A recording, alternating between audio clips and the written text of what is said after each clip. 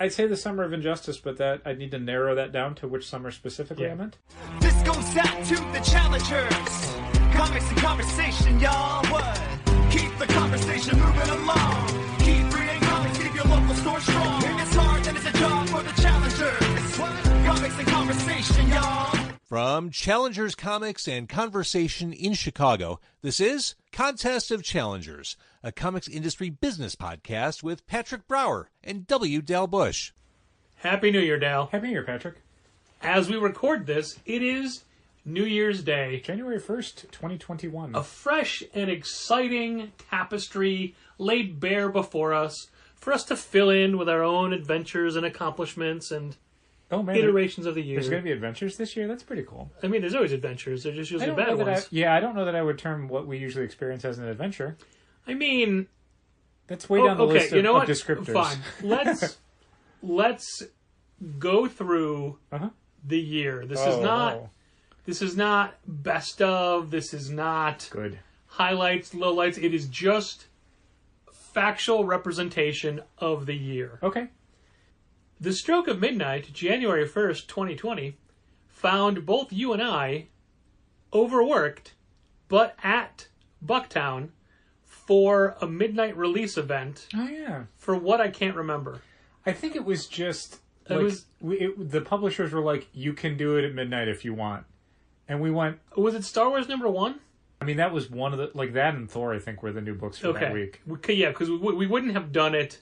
Just to do it? Yeah. I think we wouldn't have to be tied to a book. Now, I don't want to, throw anybody under the bus. But my memory of it was that Michael Romanenko was the one who asked if we were going to do it. And we were like... I mean, we weren't planning on it.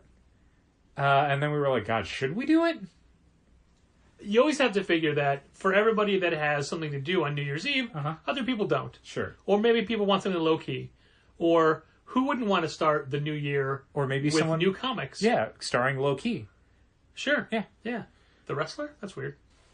So we did a midnight release, which I believe partly because of the pandemic, was our last midnight release. Oh, for sure, yeah. But, well, we don't like doing them in the wintertime anyway. Sure. Because the idea of, people lining up outside in midnight freezing cold weather, no. I'm not into that. But also, and I don't believe we talked about this at the time, a full year ago, no one showed up. Yeah, I completely people. forgot we did this. You had mentioned it earlier this week, and I was like, what? And then, we did. We were there. And I think we stayed for, I think we got there 10 minutes before midnight and stayed for half an hour, 45 minutes. Yeah. I mean, that's what we normally stay for about 45 minutes, an hour. But we felt compelled just in case, what if somebody shows up late? Right. Yeah. It's not the first time we had rung in a new year at the store. For sure. But it was the first time we had an event and there was literally no one. Well, I mean, it's the first time that we did a midnight release and no one showed up. I'm positive there was other events that we've done over the years that I think that we at least got... Basically nobody showed up to. Oh, you know what? I can name at least one. Yeah, and we've done some, month-long events where it's I know there was a couple days where it's Yeah, but, nope. those specifically don't enter into this conversation because whilst no one may have come for those people who were tabling... There were still people that came to the store that day. I suppose. This was an event where the only two people there were us. But anyway, we're not going to dwell on that event. That's how the new year started. Sure. And at the time, you and I were working extensively because we had two stores. Yeah, in fact, I mean, that was the first time in, I think, a month at that point, a little more, that you and I worked at the same store at the same time. Yeah, that's true. It was a harbinger of things to come. Yeah, I think that was one of the reasons why we sort of thought it would be fun to do. Is we don't usually get a chance to work in the same store at the same time anymore. This could be fun. And, I mean, it wasn't not fun. Yeah, it wasn't successful. Sure. That's all. And then, January, nothing really stands out that much.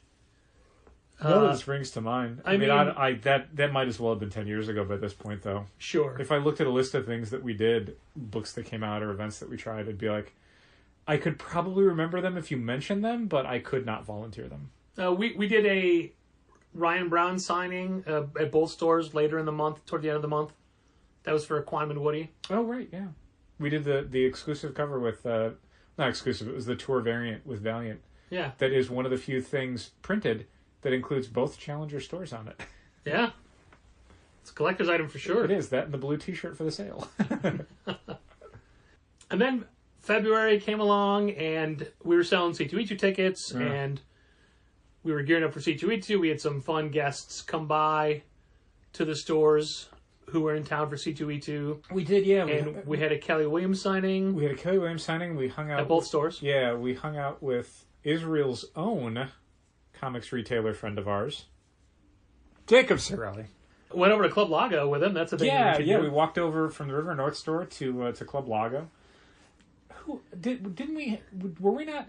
No, that was an. I was gonna say it was November. You're thinking of Gustavo. Yeah. I'm thinking because I'm like we did another like River North to Lago thing, but yeah, that was when Gustavo was in town.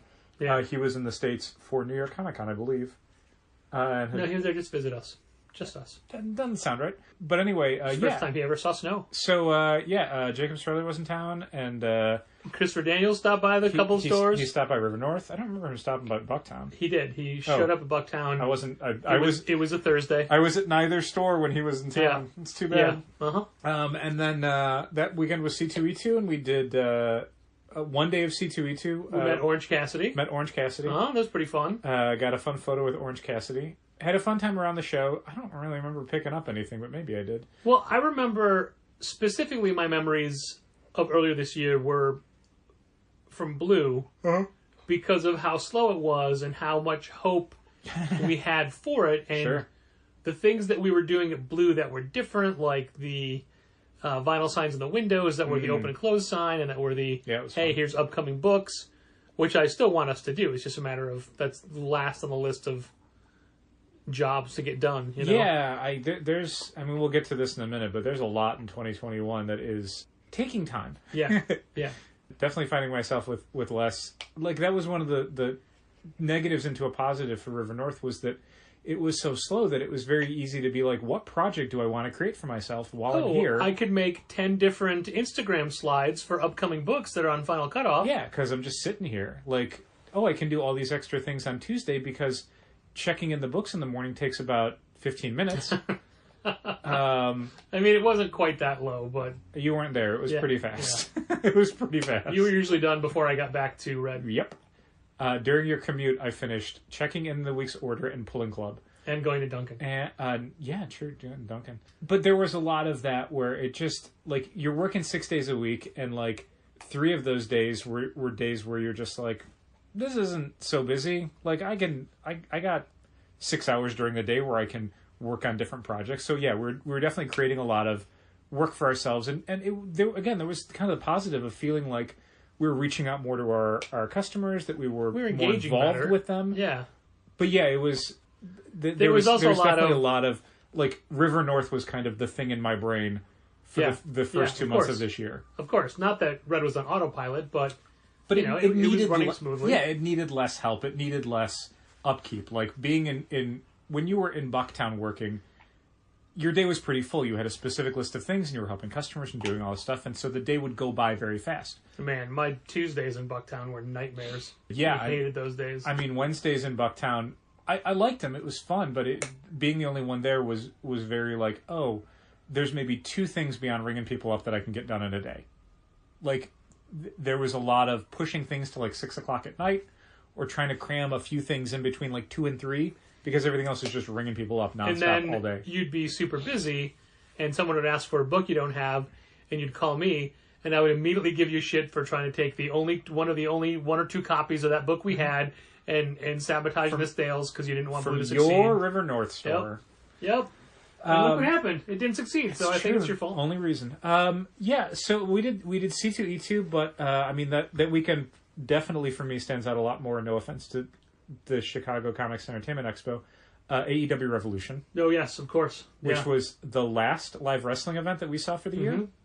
And an excellent show. Yeah, and frankly, one of the last live AEW events there was for the year, because only a couple weeks later, they were shut down, like everybody else in the world, because of the coronavirus pandemic. That even the weekend of C2E2 was already like, hey, maybe don't shake hands this weekend. There wasn't the sense of like, there is a pandemic and it is happening so much as like, hey, this is a thing that could be a problem, so let's all best practices and stuff. So yeah, I mean, I was on the no-touch protocol for the weekend. Yeah, but it's not that different for you. That's true. This was just vocalized instead of internalized. Right. There's always a don't touch me protocol. This one was also I'm not touching you. Yeah, exactly. But Revolution was really great. I'm very hopeful that now that they know they can do a show at that venue, they'll do more of them when they start touring again. Yeah. We did a few shows when AEW was at the Sears Center, and that's just a haul, man. That's just hard to get to. It really is. Something where it's like, in Chicago was so great. Anyway. Not to get all AEW, but let's do it. That all I want to talk about. That pandemic. When the pandemic shows that they did at QT Marshall's gym. Yeah. The Nightmare Factory. So they actually gave statistics out now. Statistics of what? They filmed 26 matches in that day and a half period. Yeah, which is great. And how many of them were Kenny Omega matches? 13? Most of them. Yeah. Amazing. Dude's a workhorse. Yeah.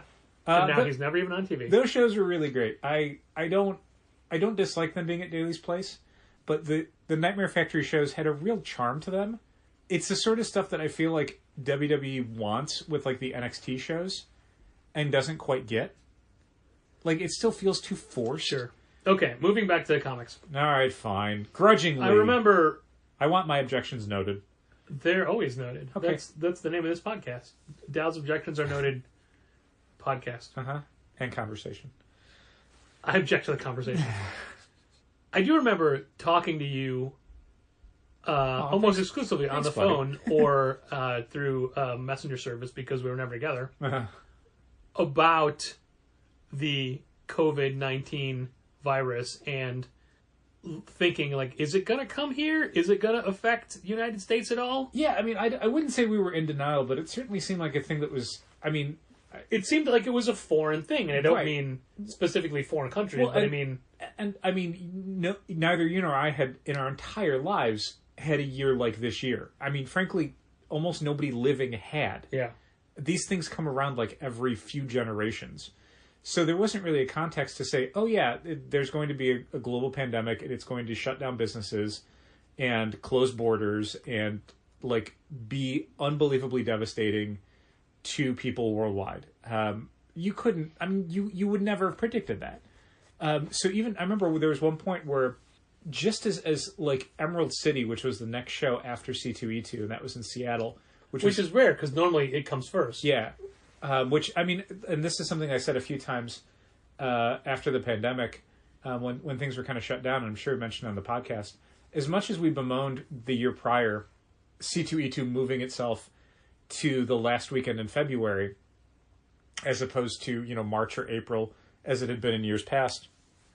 If they hadn't done that, we wouldn't have gotten to C2E2 in 2020. Yeah. Like, it was dumb luck that show managed to get off the ground just before everything kind of shut down. Because, again, Seattle, which was where Emerald City was like kind of an epicenter. That was one of the first places in America where it was like, oh, there's an outbreak. It's happening.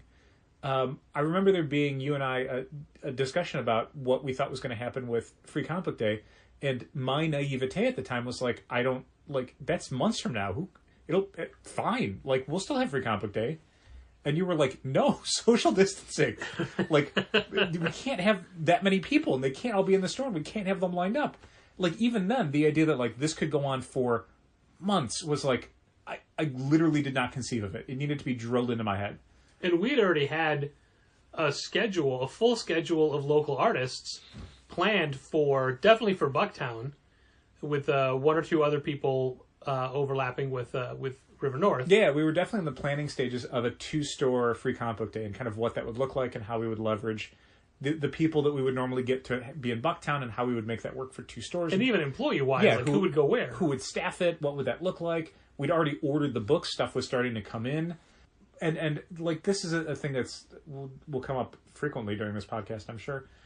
When we were at C2E2, we were already talking to a bunch of different artists, local and otherwise, about trying to do events in River North that would sort of be fun for people, that would draw in traffic, that would make that store more Well, noticeable. Noticeable, yeah, I guess is the only thing you could say. That would give it a little bit of a boost in 2021. Like, there was definitely an emphasis at C2E2 of, like, how do we get more traffic for that store to make it more sustainable? We rushed out a Liana Kangas bookmark for River North just to be able to leave at people's tables for C2E2. Artist friends of ours to be Yeah. like, hey, do you mind if we leave a stack of these here so if people come by, they pick up a bookmark, they find out Challengers has 2 stores now. I even custom colored the Dal and Patrick portraits to have blue shirts on. Oh, so nice. Yeah. And then you recolored them to make them red. Well, she made them You red. decolored them Yeah, to make yeah. them red. But we're using that bookmark now. We Yeah. held it in reserve to repurpose for Bucktown. And we actually have a bookmark still in the can that we haven't pulled the trigger on yet. So it's good to be ahead on those things. Also, while I'm getting ahead of myself, not only did I come up with the 2021 Christmas subscriber gift, I've already priced it out, Okay. and it's economical. Oh, great. Yeah. I'm excited to hear what it is later. I also did a quick mock-up on a website, like, to see exactly what it would cost. I'm like, oh, I'm pretty happy with this, but there's a major decision that you have to help with. But again, that's, 11 plus months away. Where would we heat up the brand in the store? I don't even know where. I mean, I guess... Just the heat of your comments. Would we take, like, one of the trash cans, but, like, a metal one in and, like, put fire in there so we could sort of heat it up over that? If I wasn't concerned about what it would do to the tattoos underneath, I'm not opposed to getting a Challenger's brand. Yeah. Yeah. But you haven't even done a Challenger's tattoo. Well, I said brand. I didn't say tattoo. Right, but, I mean, anyway. So, early March, it was starting to look more and more like this was going to be a thing, and we were thinking about it more in terms of, like, how do we mitigate exposure within the store? So, like, at first it was very like, oh, we're going to wipe everything down every night. Masks were definitely not even a thing in the conversation at that point. The wiping down is a thing we still do. Yeah, but that was the original thing was like, oh, contact. So people are going to touch counters and we need to wipe down all those. We need to wipe down everything. Yeah. Things like social distancing, you don't get near people, but the idea of like a certain amount of distance or masks or all that sort of stuff was not really part of the equation yet. And very quickly it got out of our hands where I think within just a week or so of things getting talked about as far as in the Chicago region, Pritzker shut everything down. Well, we'd already started to feel it, especially River North was dead. Yeah, more and more people were working from home. Right, and that was the point. Businesses were letting people work at home to mitigate exposure. Yeah.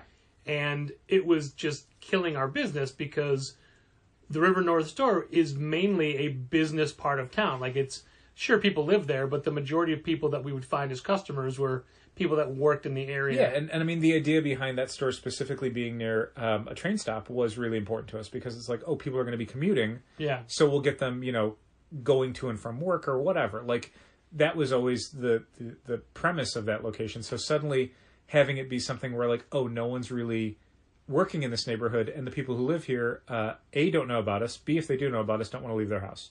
So it's like, this doesn't make a lot of sense anymore. And then the shutdown happened. And we'd already heard from other stores about they were potentially changing hours, and I thought, man, how can you do that?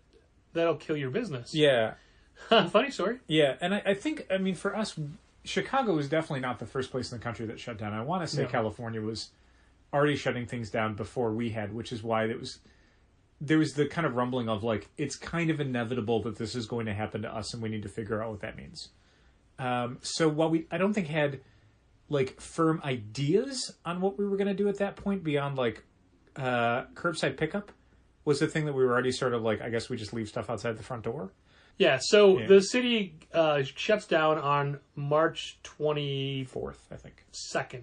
Was it? March 21st was the last day that we were open. It was a Saturday. Okay. It started at like 6 p.m. that day. Yeah, I remember you coming by River North, which is where I was, because I work Saturdays. Yeah. And we basically, because you and I live closer to Bucktown, we thought, even with a shutdown, like, we can still go into the store. There's no customers. There's no other employees. Like, that's fine. We can do that. River North was like, I don't know when we're going to get back out here. Yeah, we put up signs that said, hey, basically check our social media. We don't know what's up. Yeah. so that night, you and I were basically taking whatever we thought we could out of River North that was like a theft risk. Like, we didn't take any product out, really. We were just taking like the change box and some, I don't know, some other stuff. Not like, it wasn't like a carload of things, but it was definitely a few things where we're like, just in case we're not back here for a few weeks, like, this stuff needs to be where we are. Little did we know that every single thing in the store is a potential theft item. As it would turn out.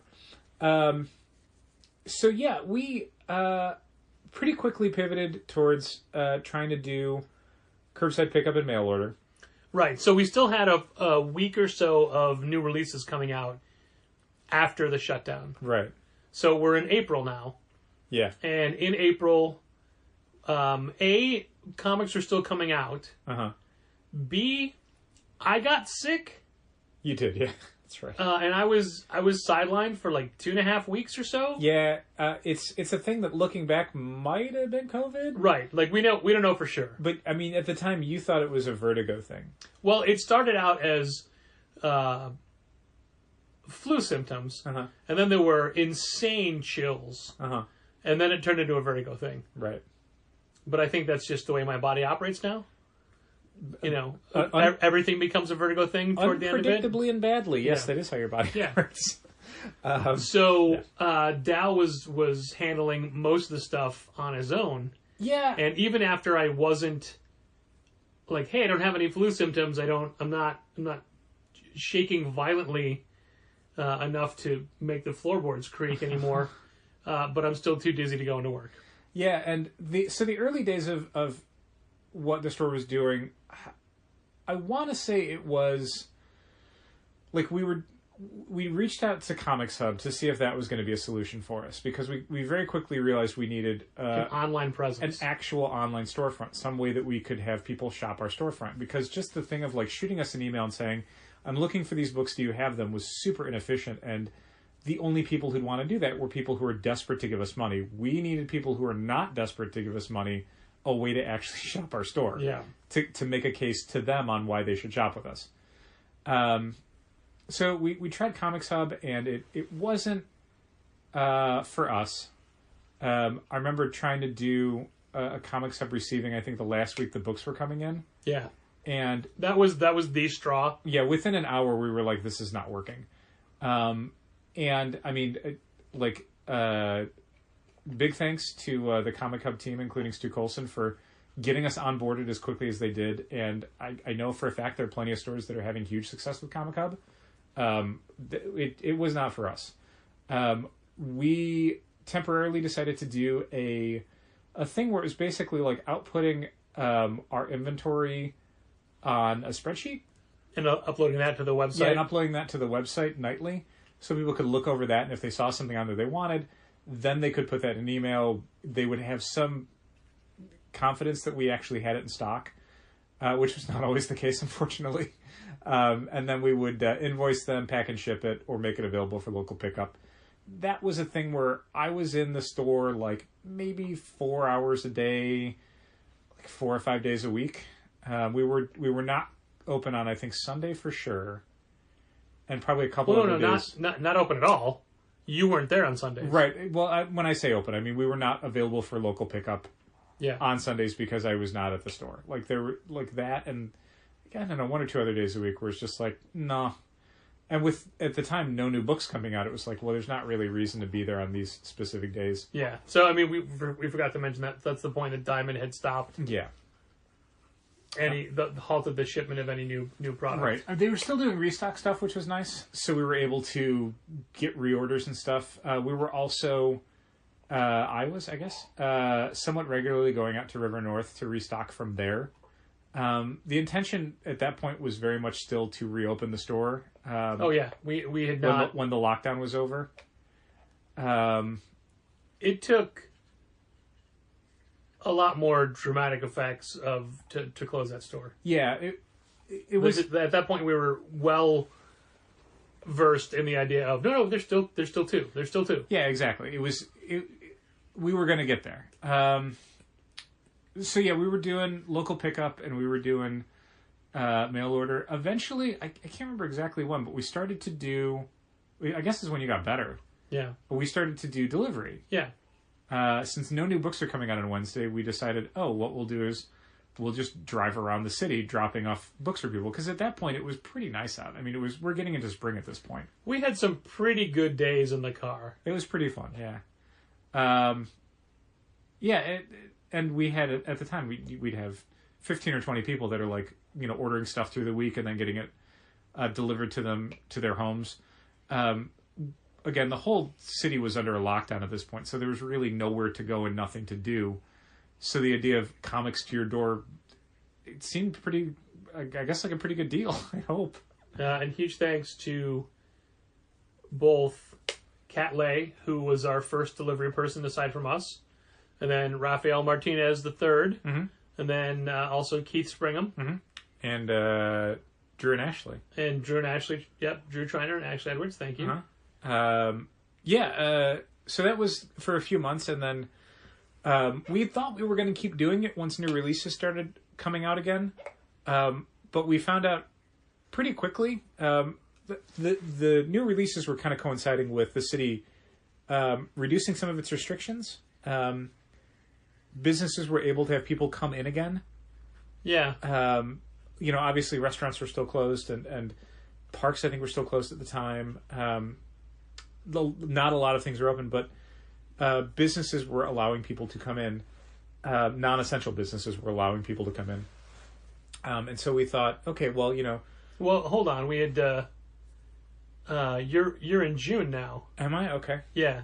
And we have to go back to early May. What happened in early May, Patrick? Oh, I forget. It hasn't changed my life in any way. That's when I got hurt filming one of our dumb little videos. We were doing Instagram videos. Which I watched them again recently. Yeah. Some of them are really funny. Yeah, which ones? Everything but the turtle one. That's got a certain charm to it. Yeah, we were on Wednesdays, I think, because we were in the store at the same time. Usually what you and I would do is we would switch off days. Yeah. During that very brief window where you were not sick or injured. We would switch off days. One of us would go in and pack up orders. It was like a full 3 weeks. And put stuff out. And the other one would just stay home because you didn't need two people at the store at that point. Right. There was not that much business because there was no new books. Wednesdays we would do deliveries together. Right. So we would do a couple videos then, and you would post them throughout the week. Yeah. Wednesdays and Fridays we'd do a video. Yeah. And then we did one where Patrick impaled himself. On the action figure wall that I look at every day. That's your nemesis. Yeah. Taunting you. Locking eyes every day. Has, I don't want to use the word crippled, but has definitely changed the makeup of the physiology of my leg. Has had a crippling effect. There you go. So that happened on May 6th. Yeah, and that was basically the last day that you and I did deliveries. Yeah, because we fortunately did deliveries after that. Yep, you checked yourself in the bathroom and was like, oh, no wound, and was like, okay. Well, I mean, it wasn't bleeding. It wasn't bleeding, but there was definitely... There was no puncture. It was already swelling up, was the thing. And you were like, no, I don't need to go to the hospital. Let's get in the car and let's drive around. But it was also the most deliveries we've ever had. Right. And it ended with us needing to stop at River North to restock. I get out of the car. Patrick gets out of the car next. I'm inside the store. He walks in the door and was like, we have to go to the hospital. Like, literally getting out of the car was like... I have to go to the hospital. Yeah. So basically, dropped what I was doing, drove to the hospital, dropped him off, went back to River North because you couldn't do anything for me. Restocked everything. Yeah. Went to the store. There was all the restock, and there was, I think, an order maybe showed up. I can't remember, but there was a bunch of stuff I did because at the time you're just like, I'm going to get checked out, and I will let you know when I'm ready to get picked up. And very quickly it was not getting discharged. Yeah. So then that was a very long process of Patrick being unavailable to the store. And then when I was discharged, I was fine, but it got increasingly more painful over the next couple of days. I seriously looked back at text messages I'd sent people in that time period. And, well, I mean, I know what it looked like, but the text messages were just these absolute miserable, this hurts so bad, it's constant, it doesn't let up, I don't know how I can get through this, this is the worst thing. And it's funny because looking back, it's like, I know that happened. I don't remember how much it hurt. Isn't that great? I mean, that's one of the weird things is it would almost be helpful to remember that when you are in a tremendous amount of pain, remember I've been in a tremendous amount of pain before, and it went away at some Yeah. point. When you're in it, it feels like it's inevitable. Like, it's just going to stretch out into infinity. But then it's like, no, it doesn't. Yeah. And then as I got used to things and got more acclimated as it was slowly healing, came back. And then the horrible events of just our nation as a whole happened, and it caused a lot of protesting. Yes. Rightfully so. I'd say the Summer of Injustice, but that I'd need to narrow that down to which summer specifically I meant. And during those protests, those necessary and well thought out protests, Sure. also came with the side effect of horrible looting. Yes, there was. And boy. and on the same day, and this is old news, my mom died. And then that night, Blue was looted 6 times. And it was looted 6 times because after it was looted the first time and they smashed in the front window, we couldn't get there because there was a shelter-in-place order because of the looting. Yeah. And we were afraid of being confronted or arrested going to the store. Yeah, and I mean, even the next day, it was difficult to get to the store to clean it up because the roads were blocked. Sanitation trucks were blocking almost every entrance into that part of the city. Yeah. You could not get downtown by design. Thankfully, I think we found like one weird, like we literally found, I think, an intersection that they had blocked it incorrectly. Yeah, thanks to Mike Lee. So we just scooted down and we were able to get there. And yeah, I mean, the store was pretty destroyed. Windows smashed in. All the bookshelves were knocked over. Just completely destroyed. Yeah, pretty bad. And I mean, it was around that point. It wasn't specifically because of that, but that was kind of the final straw of like, we are not going to be reopening River North. Yeah, and also, even though the potential for the city to be opening up was coming, it was a matter of I couldn't get around on public transportation with the way I was physically. You didn't want to risk public transportation, rightfully so, because you're locked in a box with potential disease spreaders. And I mean, I'm someone who's used public transit almost exclusively since moving to Chicago years ago. Once COVID hit, I'm like, I do not want to be on a bus or a train. I know the people who are on buses and trains.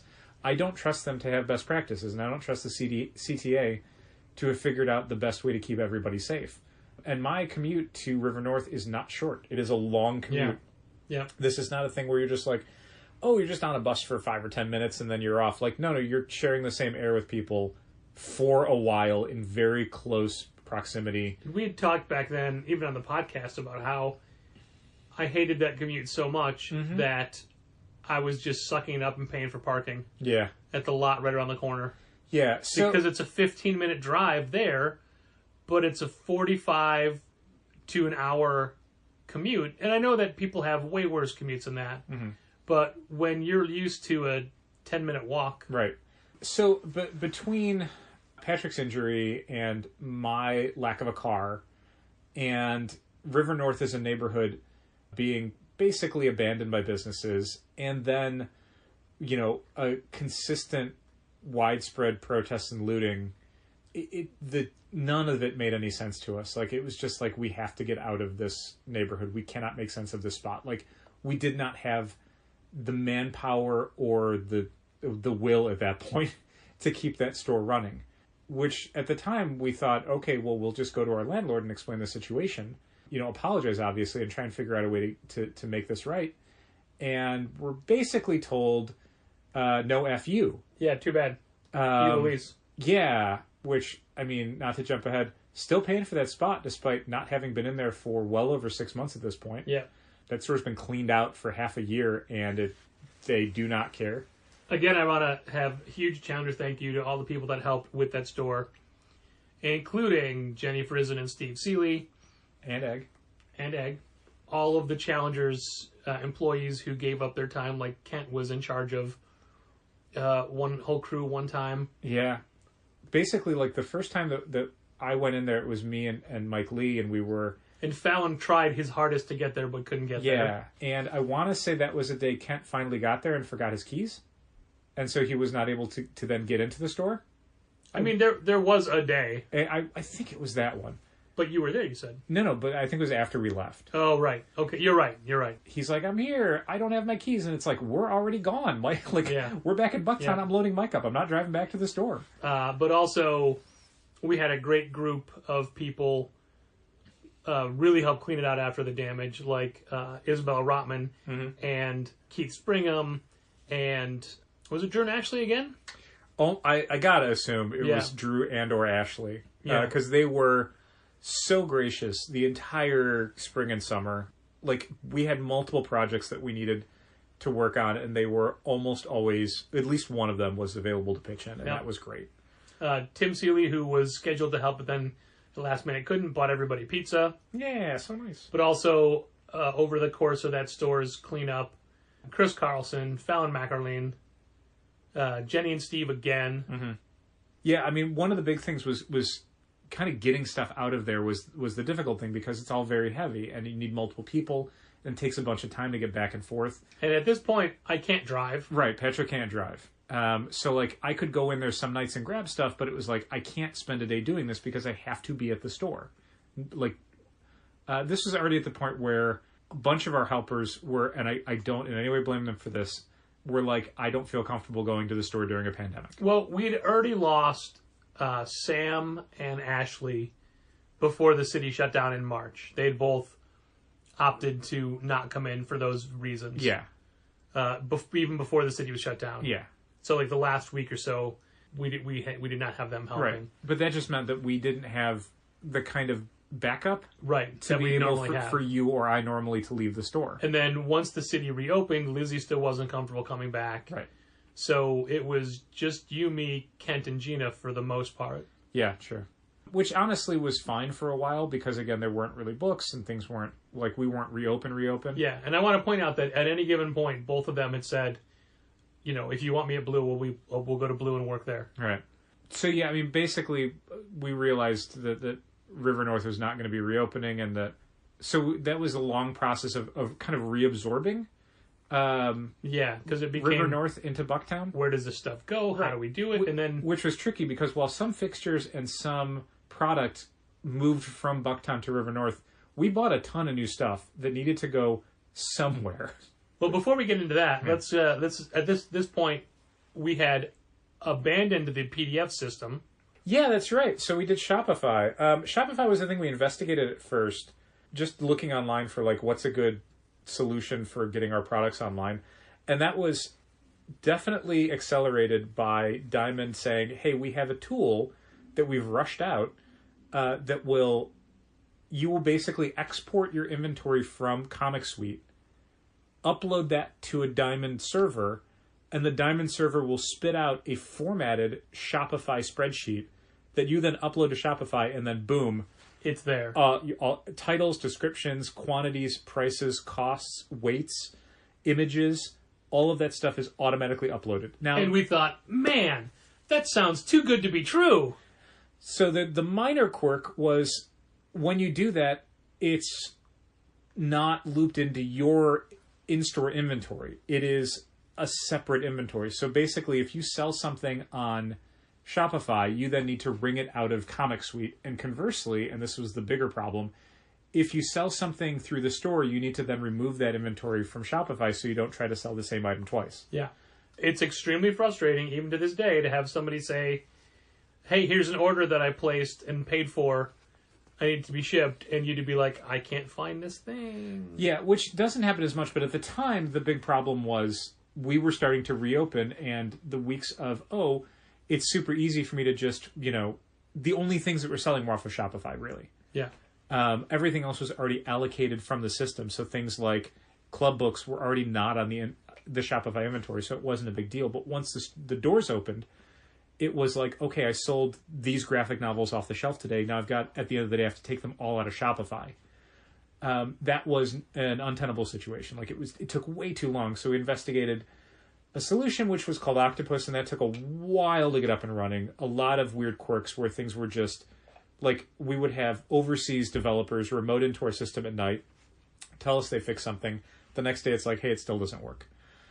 And then it would take them a week to remote back into the system and so on and so forth. But eventually it got up and running where our the two inventories sync, Shopify and Comic Suite. Yeah. So we're able to keep that running. And that's been a huge help for sure. While in-store traffic is at levels that are probably exceed the end of 2019, the amount of people that are either ordering online for in-store pickup or ordering to get things shipped out is a huge boon. And it's definitely helped our bottom line in the second half of 2020. And we're still trying to figure out better ways to have everything set up. And it's like we need a specific mailing station. Yeah, it would be really nice if one of the back rooms was kind of dedicated to it. But at the same time, But you don't want to have to go in the back to work on that stuff. Of course. Like we could store... We have all the shipping supplies under the front table, so they're right there. Right. Like, just the idea of going into the back room... And digging around for boxes and stuff. When you need to ship something is just like, Yeah, so... I don't want that hassle. And it remains to be seen, and this is kind of a thing that'll be probably a big question mark for 2021, how much this stuff is like a core part of our business now versus something that, like delivery, was like a big deal for people until it became a thing they did not need at all. Yeah. I don't know, like... One of the getting back a little bit to shutting down River North, a lot of it was just the realization that this is not a short-term thing. That when we went into the shutdown, there was this kind of feeling of like, well, a few months certainly, and then things will kind of get back to normal. And then you get into June and it's like, no, things are going to be this specifically bad, not as bad as they were, but still pretty bad for an indefinite amount of time. I mean, well into 2021, we're expecting there to be disruptions to our business. Yeah. I think for most businesses, the expectation is maybe 2022. 2020, I can't wait that long. Maybe 2022 starts to look more like 2019 as far as like how business operates and how people respond to shopping and all that sort of stuff. I mean, obviously, there's not a whole lot of hope with announcements like, hey, the way the vaccine is being rolled out now, it'll take 10 years for everyone to get it and things like that. It's not great. Which is not obviously expected to be the way it happens, but no, they thought of, oh, no, we'll all be vaccinated by summer. Yeah, not big old question mark on that one. Not super ready to buy my tickets to see Black Widow in theaters. Yeah. So yeah, the being able to sell stuff online more reliably, making it something that people can interact with 24/7, just a basic functional online storefront is something that we resisted for a long time, some of it philosophically and some of it just structurally, until, like a lot of businesses, you don't have a choice anymore. Yeah, you do have a choice. The choice is go out of business. Right. I mean, it is non-optional having an online storefront. You need to figure out a way that makes sense. You need to figure out a way that you can actually do it. You don't want to overcommit, but you want to make something that meets the kind of minimum expectations of shopping online. And I think it's not the best store ever, but I think it's pretty solid, and I'm happy with it. I think it's a really good store. I mean, when this started happening and other stores started using the same platform, I would definitely go look at other stores to see if they're doing something better that we could use, and also to see how much better ours was. Yeah, I mean, there's things. And I remember calling you and be like, look at this one. And you're like, oh, that's fine. I'm like, no, they're terrible. Ours is way better. There's a short list of things that I wish our store did, but it's things that I've investigated, and there is not an easy solution for it. So, and some of it is stuff where, potentially in a late 2021 period, if this is still a thing that is a valuable resource, we can think about staffing up in a way that allows more people to kind of get their hands on the Shopify interface and figure out ways that we can kind of plus that up with more people putting time into it. But that's a thing that, I mean, it's minimum 6 months away, and even then it's kind of, that becomes a real big question mark. Yeah. Again, you have to find out if it's worth it. Yeah, because that's the thing. Like, we're already seeing kind of weird ups and downs where, December was super busy, tons of people buying stuff, and it's like, yeah, it's Christmas. Of course people are doing that. If you want to shop local and you don't want to waste a trip during a pandemic, you're probably going to shop a storefront that has online pickup for local pickup for online sales. Similarly, if you feel like you want to support a small business, you're going to do mail order through that store's online storefront. I don't know if that's still going to be a thing in like March. I don't know. Maybe. The best examples of everything culminating are somebody that would buy something online for in-store pickup and then buy a bunch of stuff in there in the store as well. That was a thing that we would notice, and that was pretty cool. I mean, I don't know this for a fact, but a lot of the people that were picking up online purchases in the second half of the year were not our regular customers. Yeah. That was the thing. Like in the spring and kind of early summer, we were definitely seeing, people who were like, hey, I don't feel comfortable coming in and shopping at the store, and or I am not allowed to do so by Mayor Lori Lightfoot. So these are things I want to buy. But then we were seeing people that were just like finding us basically. And they were finding our online storefront, and they were coming in for the first time to pick up an online order, which, I mean, let me be clear. We are not doing a lot of advertising. Yeah. This is not like we're doing, a lot of SEO stuff or just a lot of Google ads or whatever. Like, we're really not. If people are finding us, I don't know how they're doing it, but I'm glad they are. Like, that's pretty cool. So that may still be a thing in 2021 where we see a steady stream of sales off of that stuff. Not to get too digressive about the online storefront, but there's things that I kind of expected more for the single comic sales, and I don't. That may be a thing that we revisit as far as, is it worthwhile to sell those online? Because of, they just don't move that fast, and we're storing a lot of stuff. Yeah. And like, I'm very soon going to be thinning out that back section because it grows too much. We don't have unlimited space. So just in a few months, we've went from like 0 back stock, as in things that just sit in the back room for online sales, to like, I don't know, 9 or 10 half boxes. Yeah. And it's growing by almost a half box a month from things that get pulled off the shelves. And that's not sustainable. It's taking up way too much space. And most of our online sales, and I'll maybe dig around in Shopify to find out how true this is, it feels like it's all graphic novels. It's all just stuff on the shelves. So listing all of those comics and stuff just so some random person can be like, okay, I want 3 copies of A Girl Walks Home Alone at Night #2 and 3 copies of Solid Blood #17. Like, is it worth it to list every single comic book we get in for the week just so that guy can get 6 comics? Or that other guy could get all copies of Thor #1 every couple of weeks? But at the same time, like, there was stuff where some guy's like, oh, I want the last 5 issues of New Mutants. And it's like, oh, cool, we have not sold a New Mutants #10 in store in probably 3 months. Yeah. That's great. Like, we did not have to blow that thing out for $2. We actually got full cover price for it. So we'll see where that goes. But yeah, doing online sales and all that stuff, it's been an interesting change. It's certainly not something I was expecting to be a huge part of our business as 2020 started, but it really has. All right, trying to keep more onto a we're timeline. around the timeline now. So I forgot to mention that we started experimenting with new window blinds in very early May.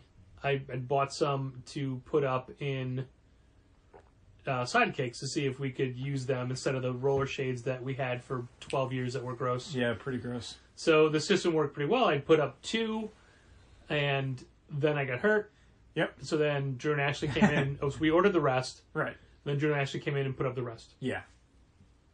And then I came back to the store early June. Uh-huh. I was there for a half day and then left. And then I was there... you steadily increased for like a week and a half with you. Mm-hmm. And then... Because you couldn't, like, get the lower club boxes. Like, you couldn't really bend down. You couldn't really lift a lot. You couldn't move around very fast. So if someone's like, hey, I have a question about where this is, like, you couldn't really follow them out to the floor to go show them where it was. Right. So by the end of June, when I could drive again, then you didn't have to come in. Yay! And I was working. We had put up the rest of the blinds. When did we do the back issue shelves? So it was most likely middle of July or so that we decided to convert our back issues from the drawer boxes to the IKEA shelves. Was it... So, walk me through the genesis of that, because I don't remember. Was it just looking at the drawer boxes and going, these are gross and we can't replace them? I mean, I don't remember exactly if it was that. I knew that one of us had the idea, and I don't legitimately remember who to use. I think it was you, because I mean... I think, use the Calyx shelves? I think you came to me with that as a thing that you really wanted to do. And I was just like, sounds good. Because you already had the idea of how it would work.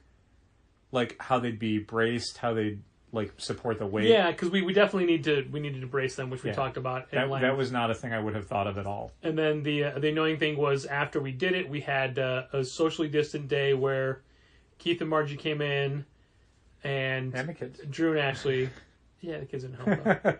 They were there. And We thanked Egg. you and me. Egg worked. That's true. So it was groups of two. You and Ashley, me and Drew, Keith and Margie. Uh-huh. Drew then had to go to the hardware store because I had thought I bought a bunch of stuff, but I guess I didn't because we couldn't find it. And then months later, we found where it was because it came in when I was out and you didn't know where to put it. Oh, I didn't even know what it was. Yeah. It was like basically you had ordered a bunch of things for a bunch of different projects. Yeah. Including a thing that I don't think we ever did, which was sealing up. Well, we didn't because the building told us they were going to take care of that. Yeah, there's definitely stuff in early 2021 where we're going to have to circle back with like, hey, I thought you were going to take care of the anti-graffiti film. Hey, I thought you were going to fix this other thing. Yeah. Yeah, but anyway, you like one of the things was sealing up a part of the back ceiling that would frequently leak. So like all that stuff came in from Home Depot in one day. So I'm just like, okay, this is not going to get touched until Patrick's back. I can't just leave it behind the counter for months, so I'm just going to put it back here on a shelf.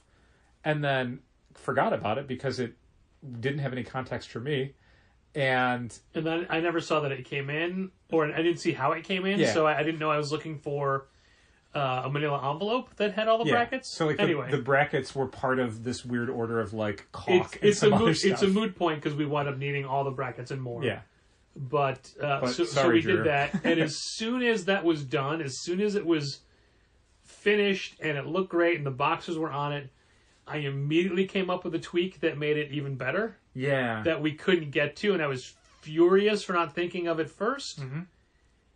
And that had to wait, so we pushed that aside. So we're in July.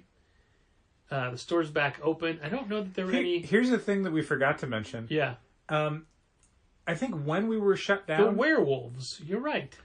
I think it was the week we were shut down, or maybe right before, we had completely redesigned the bookshelves in Sidekicks. Yeah, actually, there was a Saturday or Friday that Gina and I had. Like I had come to you with like, oh, I think we could do this, and it would make everything look pretty cool. And you guys had executed on it. No, I remember it being me and Gina entirely, and you saying, "I don't know how this will work. Show it to me. It doesn't make sense." And we did it. I don't You're like, no, this any is bad. ideas, but I'll let you do it anyway. And the joke of it was like, oh, we did this. Hey, when we reopen, you'll all get a chance to see it. Like it sort of sucks that we did all this work on this room that no one can come see. And then the kind of joke is that once we reopened, within just a couple months, you're like, I have an idea for Sidekicks. Well, we needed an idea for Sidekicks because we had absorbed all of the stuff from Blue. Yeah, it was tough. It's still let's a face struggle. This iteration of Sidekicks is the best it's ever been. I really do like it. It's hands down above and beyond what it was before. It worked out pretty well. There's still things I wish we could do more. Mm-hmm. Soda fountain, popcorn machine, but I think it's great. Yeah, so we had done that. It literally was like then the next week we shut down. It's like, oh, no one will see this. Hey, we posted these photos. It was like the day before or yet. whatever, Friday before. I think it was like I want to say it was like the weekend after C2E2 or something. So it was like there was like maybe a 7-day period where it's like no one feels comfortable coming in, but we made this room. Yep. So we're in July. I don't have any specific memories of things that happened in August. Mm-hmm.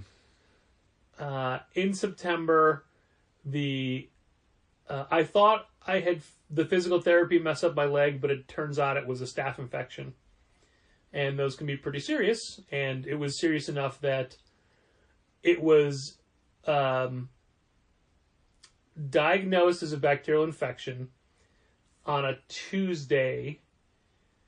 And it was drained on a Thursday. And as it was being drained, the orthopedic surgeon was like, no, you immediately need surgery.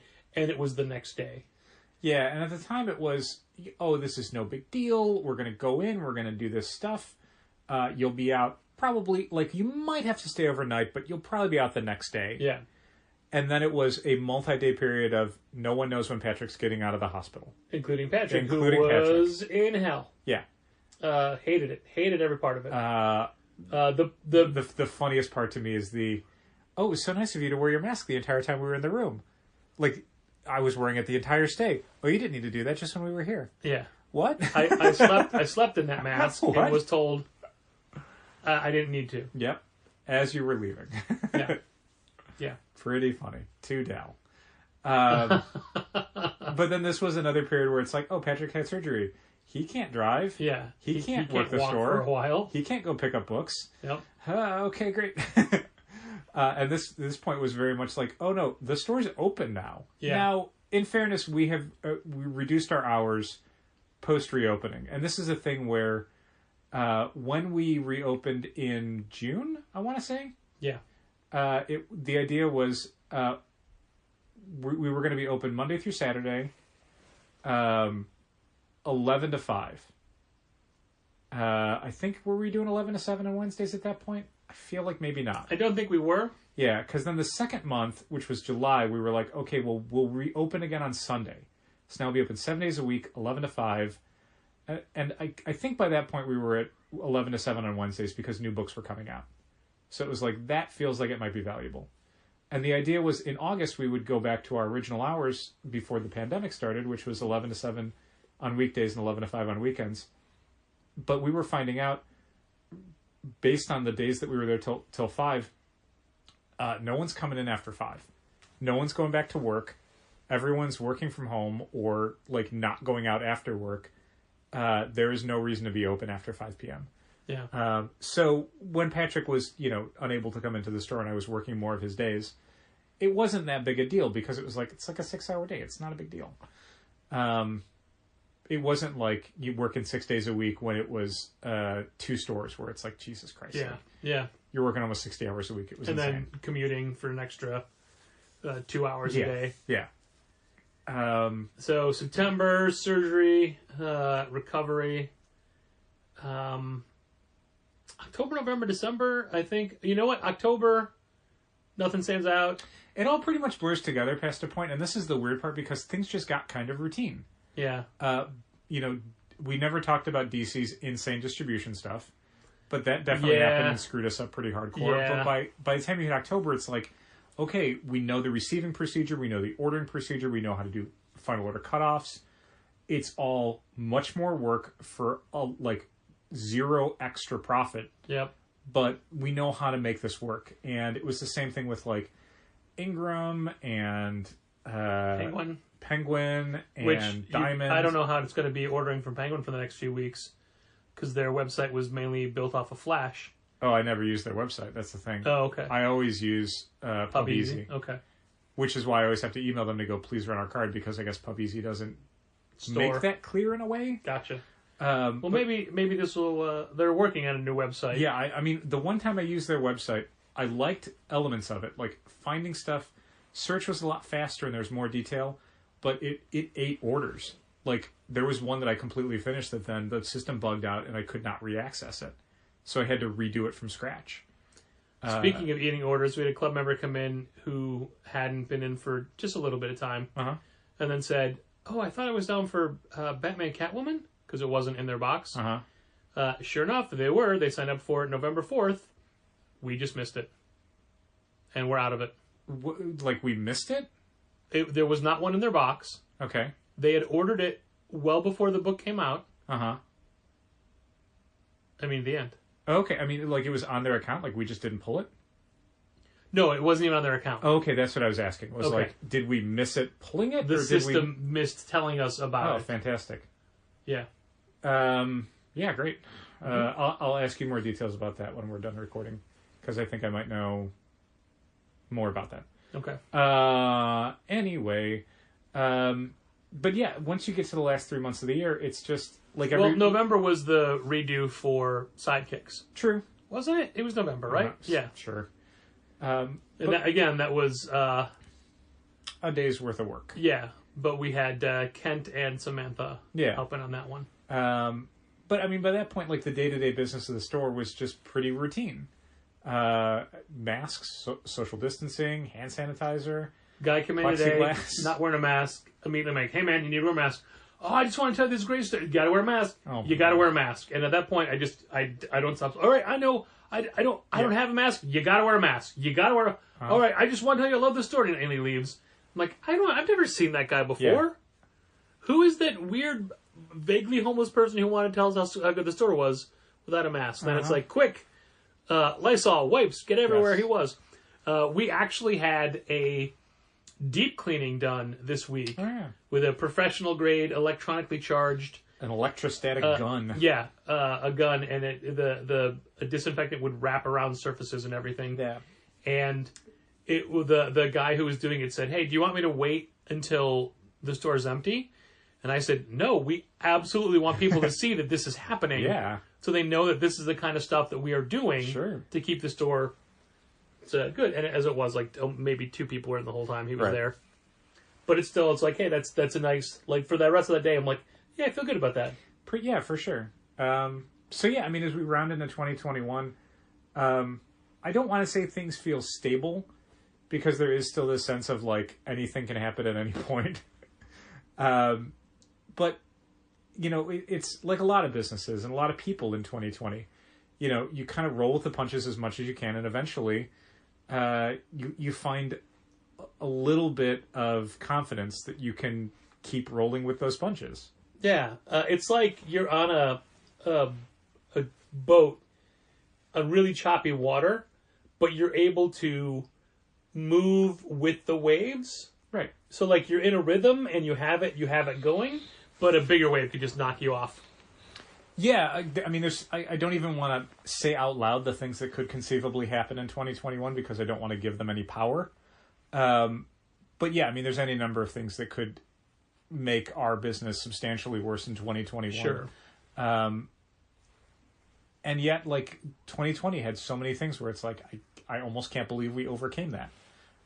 To be an operable business in 2021. Yeah, it'll be interesting to see what this year is like. I hope it's a good one. I hope it's a profitable one. There's some profitable is an interesting word. Yeah. I did not all the, but I did the sales numbers. Breakdowns for this year. Yeah. And as I told you earlier, for the years that we keep track of on our spreadsheet, which, by the way, now the total, I put the totals for every year at the very end, but I'm not changing the monthly ones because who cares what we did in 2013 in November or whatever. Sure. But I dug everything else out except we're missing 2013, weirdly. Okay. So we keep a record of every July from 2014 on the same spreadsheet, and because the years before that aren't really relevant, just assume they're all a lot lower. Yeah. So the yearly total for 2020 is the lowest of those 7 years. Yeah. 7 of those 7 years, it's definitely the lowest total. We are tens of thousands of dollars down from the year before. $60,000 down. Yep. However, tens of thousands of dollars down. I would like to point out that earlier in the year we were down $80,000. Yeah, like that's the thing that is definitely something I'm curious about for 2021 is, and I think you had something. I don't know if it was I don't know what article it was from, but it was basically about how inexplicably the industry is somehow stronger in the second half of 2020 than it was in the second half of 2019. Yeah. The only outlier is like the month that the Hickman X-Men book started in 2019, which that's insane. That was an insane month. But even then, like Ten of Swords was doing really great for us kind of around that time in 2020. Our Wednesday numbers are up huge over the year before and up over the beginning of 2020. It is insane how many people we see on a Wednesday now and the books they're picking up. This week, which was a holiday week, the week between Christmas and New Year's is traditionally a small release week. Yeah, I mean, DC only had like 6 books out maybe. And while it wasn't as good as Wednesdays had been, if this was a Wednesday in 2019, we'd be like, yeah, that's a good Wednesday. Yeah, I mean, I remember Wednesdays in late 2019, and I mean, like the lowest one that we've probably had since we reopened when books were coming out. Like once the schedule was kind of back to normal, which was kind of, I think August is where we started to see, because like the early months of reopening was very like what was in the pipeline sort of slowly trickled out. Yeah. Like Marvel was doing alternating weeks of comics and graphic novels, and then some comics and some graphic novels every week, and then a kind of a full roster as the year got going. Once it got going again, the lowest of those weeks would have been one of our best Wednesdays in 2019. I think a lot of this is subject to availability of other entertainment, and I fully expect that's that definitely a speculation. when for people can go out to dinner again, go to the movies, go to concerts, travel, go to plays, travel. Yeah, like I don't expect this is the new normal. Well, so that's the thing that I guess I'm really curious about is much like the online shopping and stuff that we're seeing, how much of that has gotten so ingrained in people that it won't just go away. Like, for a lot of people, yeah, they ran out of stuff to watch on Netflix and they can't go anywhere and they're sitting at home all day. So you might as well get a whole stack of books because at least you can read those by yourself at home and occupy yourself. Yeah. Now that you're used to doing that, how much do you just read more books? You know? Sure. All of these behaviors can stays. become ingrained. So yeah, we'll see about that. And it's the same thing for collecting. Like if you started collecting a whole bunch of different Marvel and DC books because you have extra money, because you're not going anywhere, it's not like you're not going to care about those stories in 2021 and 2022. I mean, you may eventually because everyone does, but still. So yeah, that's... I think it's our year. Is that 2020? Yeah, I got a quick couple of things I wanted to hit on this episode. What's that? I had gotten something in the mail from basically an insurance investigation company that needed me to contact them to go over the incident. Oh, sure. Basically, they needed to find out who they could sue. Like, if it happened at work, is it my employer's fault? Like, they were looking at, like, we don't want to have to pay all or our client doesn't want to have to pay all this money. Yes. Or had to pay all this money. We want to find out if there's somebody we could sue to get it back from. Oh, okay. So when I called them, the first thing I said was, I'm self-employed. And the guy said, oh, that answers every question we have. Yeah. Yeah, if you got hurt at work, that means the Blue Cross Blue Shield doesn't have to pay. Right. Because they can just take that, like, they can get all that money from somebody else. But it was so great to know that they're looking to pass the buck, however. And as soon as I said, no, it's my company. Oh, okay, never mind. Yeah. Thank you. Yeah, and I was being kind of a dick with the, like, why am I calling you? Why do I have to talk to you? Yeah. And then they're like, oh, that answers everything. I'm like, oh, okay. Yeah, haha. Okay. Mm-hmm. I felt like a little, like, not like, I got you, just like, oh, yeah, okay, I won't be a dick anymore. Sure. That's fine. Yeah. That's fine. I am always a fan of being on other podcasts and things. And 2 different podcasts that I was on this year had, like, their highlight lists from the year. Mm-hmm. And my episodes for both of them were on it. Oh, how nice. For Car Con Carne, hosted by Chicago's own James Van Osdell. Let's Eat in the Car. But the car is in the garage. And James did virtually a podcast a night. So much so that he already has more episodes than we do total. And he started years after us. JVO. But he was doing 5 to 6 episodes a week. Wow. So he caught up pretty quick. And they were all video podcasts, too. I mean, they're regular podcasts, but they also had a video component. And crazy. He expanded from just bands and food to anybody ever. He interviewed Jim O'Hare from Parks and Recreation. Oh, neat. It was a really great interview. Gary, Jerry, Larry. Exactly. And I was the first pandemic podcast he did. And we did it over Zoom or Skype or whatever. This was before the shutdown. It was like the March 14th. That's when it was. So wow. On his highlight list, that made it. And that's cool. David Harper's sketch websites podcast Off Panel that I'm a guest on usually once a year. I made it in the top 10 of most popular episodes for the year, and that was when we recorded back in January of 2020. Congratulations. Yeah, right? And it's time for David and I to get together and talk again. And I say I made it in. Like, clearly it's because of his questions.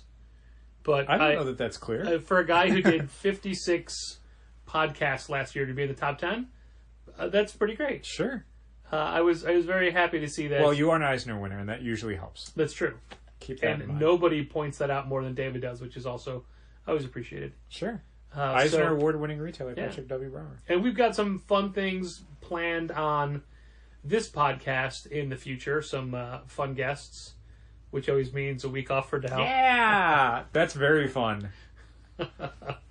Very excited about those guests. Thank you, guests. There may be a delay in our bestseller lists for the year. Yeah, there will be. Because normally that would be like next week. And Normally the week it'd be after that. done already. Yeah. I started working on it 2 days ago. I am nowhere near being done. Basically, what happened is our point of sale system was previously Microsoft RMS. Now it is Retail Hero RMH, which is structurally very similar, but it is also different in ways that are frequently confounding. The one that was confounding this week was finding out that the report that spits out our bestseller list, that is usually like basically a 3-click process, and then me spending, for graphic novels, maybe 15 to 20 minutes formatting the list, is basically now what it spits out, and the only way I could get enough data to actually make a list, it spits out a list of, for graphic novels, let's say, every single graphic novel we sold for the year as individual line items for every transaction. Regardless of when it came out. No. I mean, it's basically everything we sold in 2020. Oh, as individual lines, But not like, like instead of like, here's Saga Volume 1 and you sold 50 copies. Here are 50 lines that say Saga Volume 1. And then I've got to add them all up and then delete all the other ones. And Oh, I've got God. to do that for everything. Oh, so my God. I'm currently at the end of the Ds wow. for graphic novels. And that's after a couple days of working on it. Not nonstop, but to the extent that I can or will on my days off. Sorry, are you at the end of D's? I'm at the end of D's letters. So yeah, the graphic novel bestseller list at some point in January. The comics one, I Maybe might never. that one I might shortcut a bit. Basically, there's a way to get the numbers a lot faster, but the problem is it doesn't look at. I mean, there might be a thing that I'll do. I don't know, like. Not getting too much in the weeds on this for people that don't interact with this program and don't have a way to visualize what I'm saying necessarily, is that there's kind of three specific data points for an item that we sold. There's the description, the item code, and then the quantity. The problem is if you group them together, if you do it by description, some of the descriptions don't include the entire title. Like every Amazing Spider-Man by Nick Spencer, trade paperback, volume whatever, the volume whatever part goes off of where the title field is. They're so long, it doesn't fit. So if you ask RMH to group them together, it's going to group every Amazing Spider-Man by Nick Spencer graphic novel volume as one item sold, which becomes unusable. There's a bunch of titles that we have like that where the title's just too long for one field, so grouping it by the one field is bad. So you kind of can't do it that way. The problem is if you do it grouping it by item code, what it spits out is the item code and the quantity. I don't know what that item code is without having to look it up. So then I would have to format the list based on, okay, here's the item code and quantity for our top sellers, and then individually plug that item code back into like Diamond's database to go, okay, what title is this? Man. And then copy it back in, which is what I'm not doing right now. But that might actually be faster because I'm just doing it for 100 items than going through every item and then combining them by hand. The good thing about doing it the way I'm doing it is that it creates something akin to what we had before where you could actually look at the whole list and create some other things that I want to look at. Like, if I'm doing all this extra work, I want to get some extra content out of it. So what I might do this year for the graphic novels is not just here's our top 100, but I want to do like, here's the top 10 for sidekicks. Here's the top 10 for sci-fi fantasy. Here's the top 10 sure. for superhero. Yeah. And have those numbers a little bit more handy so we can go, hey, like the number 1 book in this category would not have even been the number 5 book in this category or whatever. So it may create some more data points that we can use to make more out of. I'm not going to necessarily do that for the single issue comics. I'm probably going to do the thing where I just, like, maybe a bunch of books have one thing and then I go back in try and figure out what they all are if they got combined together accidentally, but not worry about it for the most part, because that's the part that I don't find that one as instructive. Like, the single issue comic bestsellers doesn't mean as much to me because it's all so specific weirdly to the year. It doesn't say trends necessarily. I can already tell you what most of them are going to be. Sure. A lot of X-Men books. It's mostly going to be X-Men books and Batman books. That's what it usually is, especially in a year without Saga. This will be the first year that we have no major events to tie the selling of items to. Save for, like, Quantum of Woody 1. Yeah, for single issue comics for sure. For graphic novels, I mean, there's a couple things. I'll spoil it. Come Home India is going to chart kind of high. Yeah, okay, that's fair. But I mean, we didn't do an event for that. We didn't, but we would have, and it's the same audience that would have come out for the event. Sure, but came out for the book. Sold one today as well. Yeah, but like, that doesn't count. That's just a local creator's book. It's true, but that stuff usually does well for us. Like, local creator books will always do well for us because there is a built-in audience. Yeah, people who know them are going to want their book, and they might get it from us. So yeah, The graphic novel one, I'll keep plugging away at it. Maybe it'll be by the next podcast, but I would not bet on that. Within the next 2 weeks, though, it should be done. And then single issue comics, some point, I don't know. Maybe I can get it done fast. Maybe I can't. I believe in you. Thank you. It's just a matter of time is the thing. Like, there's no trick to it. It's just, how much time can I devote to this? Some weeks are better than others. It helped that this was like a holiday weekend, so there's kind of less to do. But that may change in the next few weeks. But yeah, the graphic novel one's coming soon. I'm already seeing some stuff that I'll want to bring up and I'll want to talk about. And it's going to be a weirder one because this one, I mean, we were shut down for a few months, and while we sold some graphic novels, our store sales were terrible for those months. They were, a huge drop-off percentage-wise. So, like, the raw number of books that we sold, not going to be as high. Yeah. Like, the number one book is not going to be anywhere near what the number one book was for last year. One clarification I wanted to make from some of the sales numbers from before. Uh-huh. One of Dal's goals for December of 2020 was to beat the combined blue and red totals of 2019. Which we did for November pretty easily. Which we did not do for December. Yeah, we did it for November because we were open 3 days. Sure. 2 days. Still did it. Yeah. Never a guarantee. We did not do it this year, and it was not our best month ever, but it was our best month ever that didn't include ringing up C2E2 tickets. Sure. And again, for as much as we're saying December was our best month ever except for C2E2 tickets, imagine how that would be for us if we didn't have to pay rent for a store we're not using. Yeah. If we didn't have to pay insurance and utilities for a store we're not using. Yeah, and I mean, more than that, I mean, we're still paying loans for that store. Right. Like, we're not done paying off the build-out for Blue from over a year ago. Yeah. And again, like, hopefully in 2021, like, some of that stuff is going to wrap up, and that's great. Like, yeah, that will feel pretty good. That is, but it's some of it, not all of it. No, and not all at the same time. Like, that's the thing. I think it'll all be wrapped up by the end of 2021, but they wrap up at different times. And that sucks. Yeah, so it's... we're talking about this, how great the second half of 2020 was as far as people coming back to the store and buying so much more stuff. But it's like, let me be clear, we are down $60,000 from the previous year. We absolutely needed them to come back. Yeah. Yeah, that's one of the reasons why we made it to 2021. But this is not like a thing where we're flush with cash. We are not flush with cash. Flush with cash. Thank you. I appreciate you getting my reference. Yeah, it's just that it didn't... without the auto-tune, it doesn't really have the effect, but... Or doing that John Ralphio thing of, like, cupping your hand by your mouth to sort of... Yeah, but if it's like... that wouldn't mean anything it on wouldn't, an audio podcast. It wouldn't translate, Yeah. audio-wise, but I knew what you're doing. Yeah, thanks, dude. It's a new month, and it's now time to thank our Patreon supporters, including our annual patrons, Becca Hilburn, Dal's mom, Diane Bush, Jose Villagomez, Josh Crawley of Westfield Comics in Madison, Wisconsin, Mr. Fancy Pants, Michael Romanenko, our patrons that have created their own tier, Andrew Drewtroit Comics Aaliyah, Christina McChrystal, Bridget K. Neville, Chris Burton, our other generous patrons from the Say My Name tier, Arun Singh, Social Media Vampire, Ben-Hur Benedict Calaguas, Brent Helt, Chris Carr, Chris Revicant, Don Cardenas, Drew Triner, and Ashley Edwards.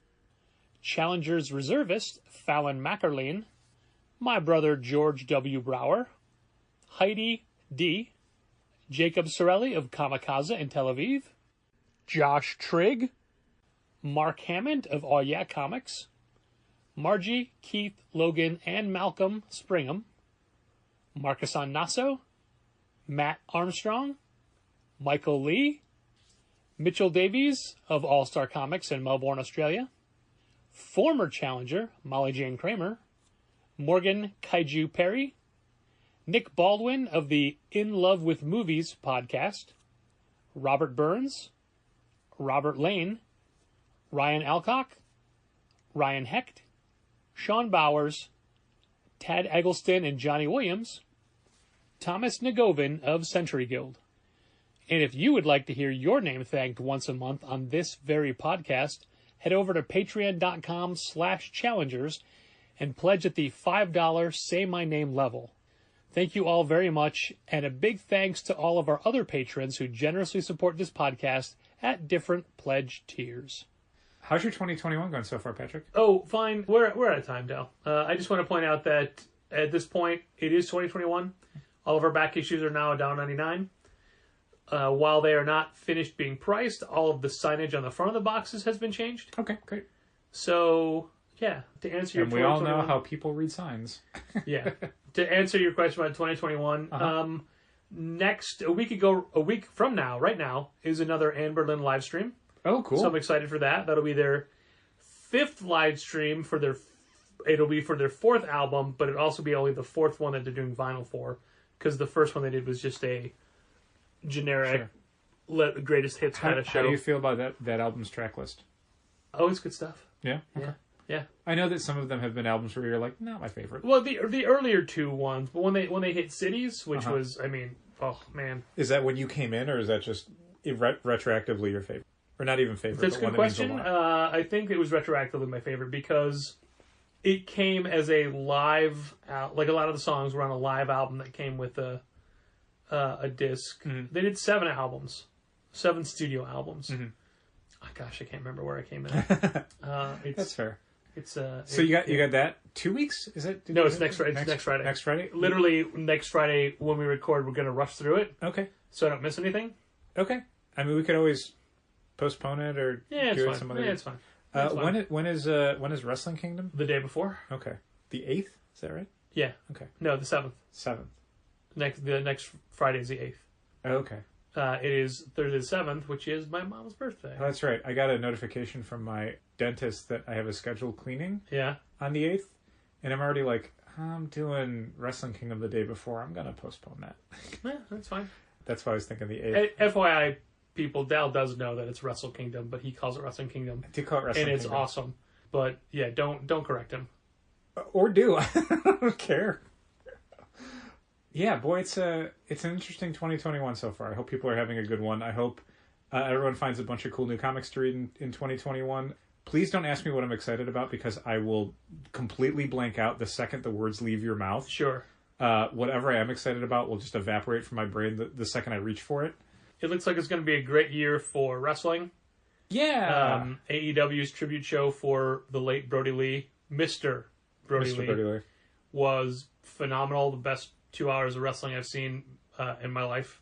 Yeah, it was an exceptionally good show. It had a speed to it that usually I don't experience with, multiple hour wrestling shows, where some of them can drag or whatever. And I mean, not to prolong this podcast because it's already so long and this is the wrestling part, and I don't know if people care as much about that. Or more. I think one of the things that made it work really well, and a thing that maybe could be a learning experience for them structuring shows in the future, is it had a cohesion to it. It was all about one thing. Yeah. And wrestling shows, and I mean, that said, like, there was a part where, like, Thunder Rosa jumped Britt Baker. But in general, the whole thing was, like, it felt like one story being told across 2 hours, as opposed to, like, an anthology, where it's like, here's 10 different stories that all are doing different things and are at different points in their stories and whatever. Like, I think the idea of structuring a show where it's just doing one thing occasionally could be very fun. Like, I frankly, that's what I'd hoped some of their other shows were going to be, like when they were doing like the Eliminator Tournament or like the tribute to tag teams that FTR was doing or whatever. Yeah. I thought it would be more like that, and those nights never were, because it's like they get scared, where it's like, okay, well, sure, we want to do these Eliminator matches, but we still have to have some tag team stuff, and we still have to have some women's stuff, and it's like, maybe you don't. Maybe you can actually have some fun breaking format a little bit a few times a year to do episodes where it is like a special event, you know, and not just in the sense of like, oh, we branded this one a special event like Fighter Fest or whatever, when it's really just a regular episode that we just slapped a logo on. Like, no, literally, like, do something different. Make it a completely different kind of Dynamite that you could see any other night. Like, I think that could be very fun, and that's something that you don't just have to do because somebody died. But someone did die, and it was very sad. Somebody did, and it was sad, and I love the way that they pay tribute to him. Just thinking of all the good times. Yeah. And all the times he called someone a little bitch. He did. And telling people that they should sell for Sue, Trent's mom. You fall the fuck down for Sue. Uh-huh. Happy New Year. Happy New Year. Thanks for listening. And keep reading comics. This has been Contest of Challengers. Thanks for listening. Keep reading comics. Challengers is located at 1845 Northwestern Avenue in the Bucktown neighborhood of Chicago. 773-278-0155. Keep up to date with new releases and events at challengerscomics.com. Like Challengers Comics on Facebook, follow @Challengers on Twitter, and help fund this podcast at patreon.com/challengers.